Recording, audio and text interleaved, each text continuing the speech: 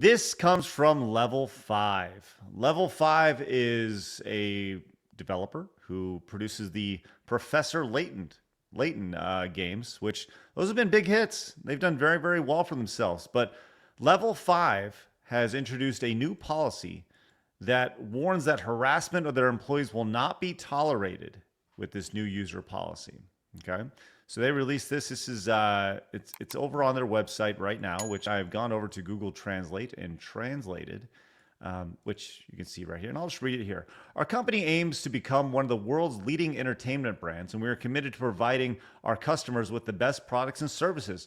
We have received warm encouragement and valuable feedback from many customers, which is a great encouragement for our daily activities. However, there have been some cases of excessive verbal and physical abuse, which the physical abuse is very interesting because you haven't seen anything about that. Excessive criticism and harassment of employees.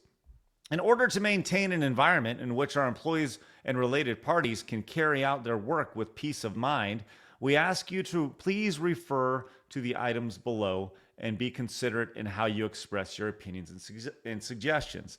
Excessive criticism or unfounded accusations, words and actions that hurt others or our employees, defamation, slander, violent or intimidating words or action, insulting, discriminatory, or sexual remarks, violation of portrait rights, violation of privacy. What? I'm guessing that's some sort of AI thing, maybe. I don't know. Maybe taking somebody's picture and modifying it, I guess. Excessive demands, disseminating false information or speculation as if it were fact, aggressive or extreme thumbnails or titles in video reviews that may lead to misunderstandings about our product, not limited to the above items. If we determine that the behavior is malicious, we may contact lawyers, police, and those involved in the perpetrator as necessary and take appropriate measures, including legal measures and criminal proceedings. In addition, if the relevant behavior is confirmed, we may report the SNS account and file a claim for infringement or rights without notice. This notice is not intended to ask you to refrain from criticizing our company, our works, or employees. We ask that you be careful about how you express your opinions. So we would appreciate it. We'd appreciate it if you would continue to give your honest opinions if you have any concerns. But you may be arrested. It's fine. Yes, bingo. We will continue to have a healthy and sincere dialogue with our customers and strive to improve our products and services. We appreciate your continued understanding and cooperation. Find me some level 5 employees right now. What you gonna say, Flash? They're gonna do that thing. They're gonna do that thing where they're like, oh, we actually have the right to extradite you to our company or to our country and put you in jail. Like the UK tried to pull that shit with America. They're like, yeah, if you like post something mean online and we in the UK see it, we'll actually fly you to UK and like try you. And I'm like, yeah, good luck. That's gonna be AR-15s all day. All day. You're not showing up on American soil to take somebody away for saying you a bitch on Facebook. Ain't happening. Sorry. Well, this is the same company. Once again, they produced the Professor Layton series. They also produced this Ni no Kuni series. I think I said that right.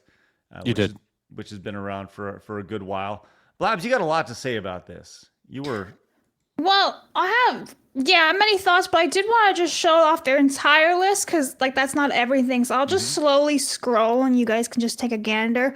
But there's so many questions about this. It's like, what do you define as hate? What do you define as harassment? It's the same spiel with all these companies. Like, what's your definition of all these words? Now, when someone's physically harassing you, obviously there's going to be a line of, well, maybe you shouldn't be doing that. Why are you physically assaulting someone, right?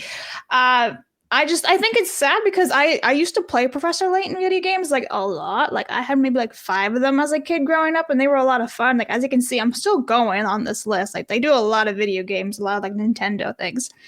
Yeah, I'm very confused as to what these definitions are to them. And I was trying to find an answer on the website. And what do you know? You can't find anything. They don't you're- actually have a definition. You're not. Yeah, you're not It's because just like hate speech. There's Yeah. no definite. It's a It's changing thing. it's intentionally vague so they can apply it to anything they feel they can benefit from. Basically, anything they would like to shut down, no matter what it is, they'll just label it as that. That's why it's so vague, and that's why hate speech laws are so dangerous, because you could literally, I mean, language is fluid, right? Me calling somebody like a butter golem would end Canada, could maybe put me in jail, right? So that's the issue. Like, if you let these things continue and progress, and they take full advantage of that shit over there. So there's obviously, this is a dangerous situation. And as pointed out, Jim says it isn't censorship. It's a copy and paste and modification of a recent law in Japan that was put in place a couple months ago to protect workers of all companies.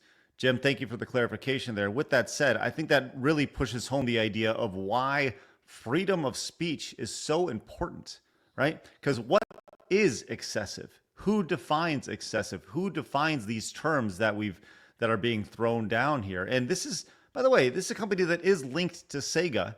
And I don't know if you recall this but back in July, Sega takes legal action against an individual for harassment of its employee and warns that similar response awaits anyone else who tries. So they had a customer harassment policy here as well back in July. Now, I don't know the exact ins and outs of this. I mean, we could take a look at it, but the idea of being critical about a game or being critical about a development, like if something like this was to happen, let's just say BioWare was in Japan and we were critical of the trailer for Intergalactic, like we just had that segment, right?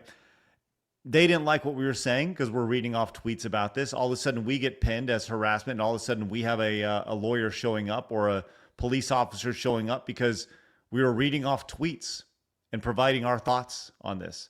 I think this is obviously incredibly fucked up and really speaks to the power of why our First Amendment in America is so important. You're seeing that happen right now in the UK.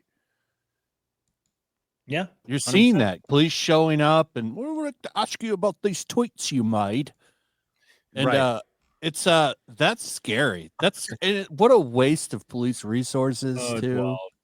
Like over feelings. Hateful tweet, isn't it? It's like, it's funny. It's there are quite literally criminals there that are not even citizens that are stabbing people on subways or are assaulting them in different ways, and they get out within 3 days of prison and then do it again. And then you have people being in prison for like a year or two over calling somebody a damn, a silly wicket on Facebook. Mm-hmm. Pretty wild now, man. It's not the first or the last time that we've seen this. I think we're going to see this many, many times. And this goes back to people have the opportunity to say what they want on a platform like X or, to a lesser extent, Blue Sky. Yeah, or Facebook or whatever. But there is no clear indication as to what this means. And I actually want to circle back to a story a couple weeks ago, actually 13 days ago. We talked about Riot Games in particular. They had they updated a policy where they updated their terms of service, and it was. Do you remember this story, Blabs? I was actually just thinking of that when we were talking about this 2 minutes ago. I was like, oh yeah, Riot Games. So they talked about the off-platform content, and that if you are a content creator and you are playing the game and you minimize the game and you go outside and, I don't know, you do something that they deem not appropriate. Yeah, it's basically if you have Twitter open at the same time and the game is minimized and you say something stupid on Twitter, you're just talking to your chat, whatever, like, you're banned. Then you get banned from the platform. Now, we've been waiting to follow up on this, and I actually did. I reached out to the senior communications director over at Riot Games, and we asked about some of the, we were talking about the definition of what is excessive, right?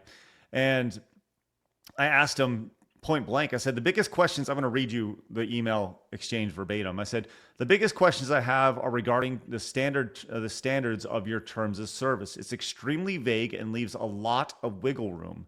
If you can answer these questions, I'd appreciate it. What is considered hate speech? Question number 1. Question 2, what words and terms specifically are considered hate speech or quote unquote What? Is it? Are we still live? Yeah, bye, Craig. Mayor? Oh, Okay. did I get dropped? You're back now. Okay, weird. Okay, where did you lose me? We never heard anything. We heard, what do you consider hate speech? Okay. What do you consider hate speech? The second question was, what words and terms specifically are considered hate speech or quote unquote evil? Evil was a word that the game director used. I said, please name them. What is considered quote hateful language? And this is something that we talked about, Blabs. What about different regions and cultures? How will Riot adjust its terms of service based on cultures in America versus the Middle East versus Australia versus et cetera, and what quote unquote culture is seen as the governing body? And then I finally says, what about general shit talk? There's a lot of gray area, as one person may feel that calling someone stupid is considered hate speech, and others may feel it's just banter. Now, this is what he said verbatim. He said, hey, Craig, I'd like to point you to that line in the blog above where we say, quote, aren't going to proactively monitor everything that happens across social media, end quote. There isn't a specific list of terms we're going to be monitoring or anything like that. We aren't planning to use this policy often, and any decision to take action based off of off-platform activity would go through a committee of people before we use any ban or suspension, etc. And I said, hey, John, appreciate the response. I understand the line of the blog. A few follow-ups. Who is on the committee? How often does the committee meet? And what about the different regions and cultures? What culture is seen as the governing body? He said, good questions. The team will meet as needed when there's an issue for consideration for action. It includes a group of Riot leaders from across different groups like community management, trust and safety, player support, etc. He said, as far as culture, it would be pretty similar to player support, which takes a very regional approach to things, i.e. something you can say in the US might not be cool in Korea or vice versa. So we'd be looking at where the person was playing and who their audience is. He said, and he finished with, to the point on social media, part of why this all sounds a little vague is because this is intentionally case by case. So they're keeping it vague on purpose. It says, we are very aware of the possibility of this being used for witch hunts, etc. And so need to have nuance to discuss what is happening in the game at time, the line between shit talk and pure toxicity, etc. So I like how when he says, you ask, who are these people? And like, are they from all over the world? And he's like, oh, they're from a group of employees, but doesn't actually stay around the world or anything. They could all be in California. Yeah. And his responses were as vague as the terms of service, right? And I tried to push him on it. I actually asked to go get on a call, and I followed up. I said, one last question.